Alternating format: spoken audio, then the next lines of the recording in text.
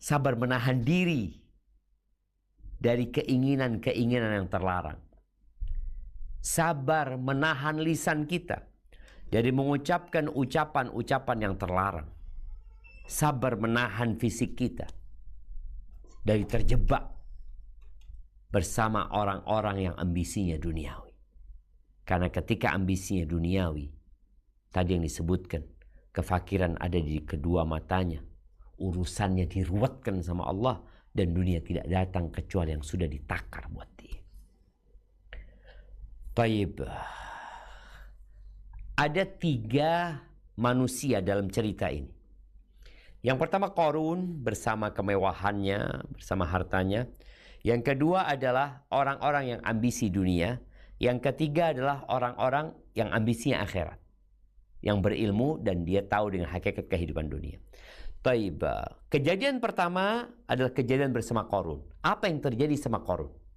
Coba kita baca.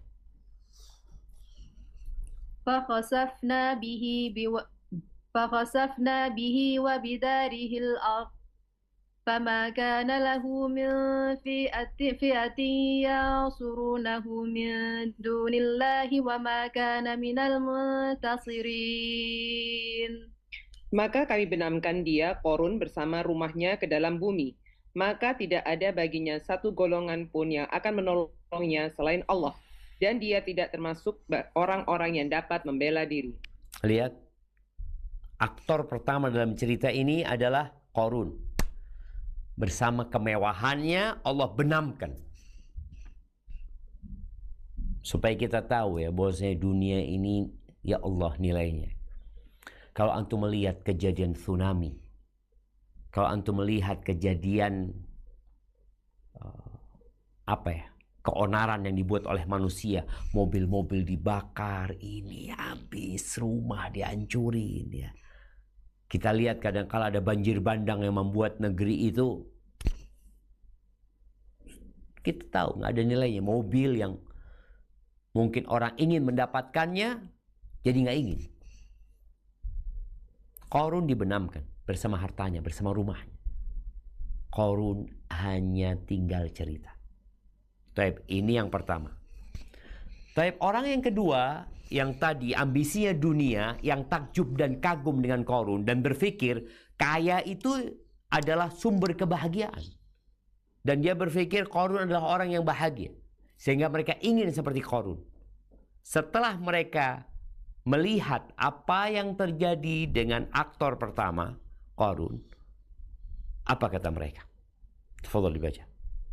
وأصبح الذين تمنوا مكانه بالأمس يقولون ويك أن الله يبسط الرزق لمن يشاء من عباده ويقدر لولا أمن الله علينا لخسف بنا ويكأنه لا يفلح الكافرون.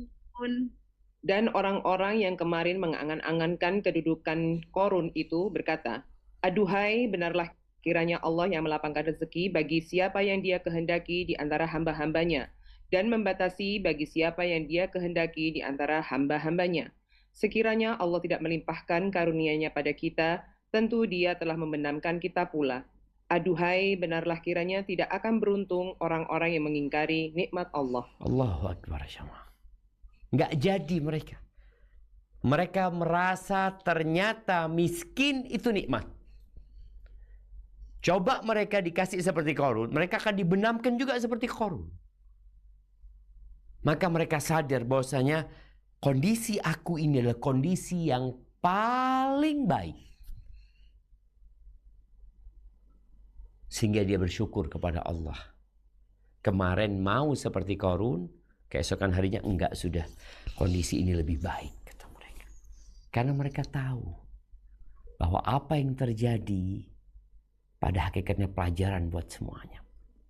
Ahibati fillah, Rasulullah sallallahu alaihi wasallam mengatakan, "Laisal ghina an kathratil arab, walakinnal ghina ghinan nafs." Kekayaan itu bukan dengan banyaknya harta benda. Bukan. Tapi kekayaan yang sebenarnya adalah kekayaan jiwa. Jiwanya kaya.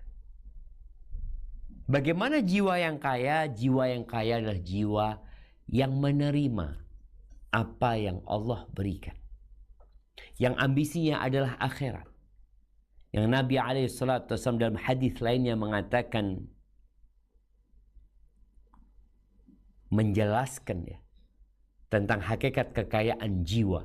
Beliau mengatakan, irda bima qasamallahu laka takun aghnan nas. Ridalah engkau dengan apa yang Allah berikan kepadamu. Apa aja yang Allah berikan kepada engkau, engkau nerima. Menerima dengan cara mensyukurinya, memuji Allah atas nikmatnya, mengakui itu nikmat dari Allah, dan menggunakannya dalam ketaatan. Engkau ridha, engkau akan menjadi orang yang paling kaya di dunia. Jadi kalau bicara bahagia tidak harus sempurna, sepertinya salah tema ini. Bahagia harus sempurna. Yang nggak sempurna nggak akan bahagia. Loh gimana Ustaz ini? Cuma kesempurnaannya adalah berkaitan dengan kesempurnaan jiwa. Makanya Nabi SAW menyebutkan laisal ghina an kathratil arad. Kaya itu bukan dengan banyaknya harta benda, tapi kaya jiwa. Arti kalau jiwamu kaya, engkau akan bahagia. Apapun kondisimu, bagaimanapun keadaan. Karena jiwanya sudah kaya. Jadi bukan kesempurnaan dari sisi fisik. Boleh jadi orang ini cacat ya mah. Cacat dia. Buta. Atau dia lahir dengan kondisi jari-jari yang tidak ada. Atau dengan kaki yang buntung sebelah. Tapi ketika dia sempurna, dia bahagia. Sempurna jiwanya. Menerima takdir Allah Azza wa Jal. Iman. Iman lagi. Kita tahu rukun iman tuh. Maka kalau engkau memiliki kesempurnaan dari sisi ini, engkau akan bahagia. Kemudian Nabi SAW menyebutkan ketika para sahabat ngobrolin tentang harta. Barusan kita bicara kekayaan yang sebenarnya adalah kekayaan jiwa. Oke, sekarang sahabat ngomongin tentang harta, tentang fulus. Karena bagaimanapun telah dicintakan kepada manusia syahwat kepada wanita, kepada anak-anak, kepada harta. Maka Nabi SAW menyebutkan la ba'sa bil ghina. Nggak apa-apa kekayaan itu. Kekayaan itu nggak tercela gitu loh. Tapi ada syaratnya. Limanittaqa. Buat orang yang bertakwa. Jadi kaya itu nggak masalah. Asalkan orangnya bertakwa. Baik, senang nih sahabat. Tapi kita tahu nggak semua orang kaya. Dari sisi harta benda. Lalu beliau alaihissalatu mengatakan. Walakinna sihata khairun minal ghina liman ittaqa. Akan tetapi kesehatan itu lebih baik daripada kekayaan buat orang yang bertakwa. Ingat, kesehatan itu lebih baik daripada harta.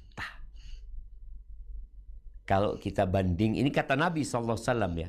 Dan secara realita sangat betul sekali. Cuma kita lupa bahwa nikmat sehat ini jauh lebih bagus daripada nikmat 100 triliun. Mau antum dikasih duit 100 triliun. Tapi kedua kaki antum diamputasi. Namun punya uang 100 triliun. Mau? Atau 1000 triliun. Tapi engkau stroke dan buta. Punya uang 1000 triliun. Milih mana? Orang enggak lah Ustaz, Anda milih punya kaki lah. Milih bisa beraktivitas, milih bisa melihat dan memandang. Tapi kita lupa. Sehingga pandangan kita kepada harta. Oleh karena itu Allah mengatakan, fala tu'jibka, jangan kagum engkau sama harta mereka. Engkau punya nikmat yang jauh lebih besar sebenarnya. Sehat itu lebih baik daripada harta. Manusia nih, ketika masih muda, dia menggunakan kesehatannya untuk mencari harta. Sampai akhirnya dia sukses momennya. Dia sukses umur 50 tahun, punya semuanya. Sempurna dari sisi dunia. Tapi ternyata dia sekarang mencari kesehatan dengan hartanya. Berobat sana, berobat sini.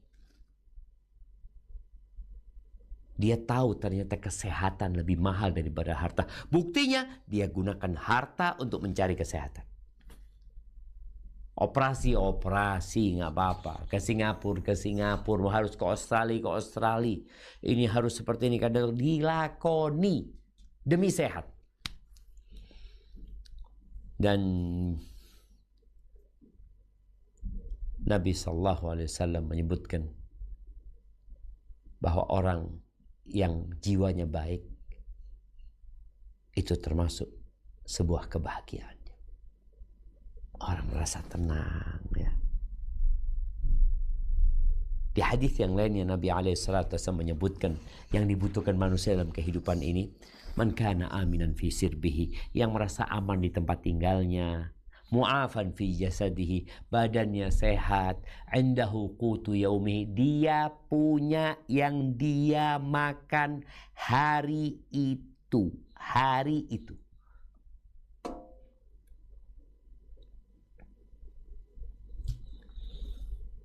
Aman di tempat tinggalnya walaupun ngontrak, nggak rawan gempa mungkin, nggak banyak perampok, tidak sedang dalam kondisi perang.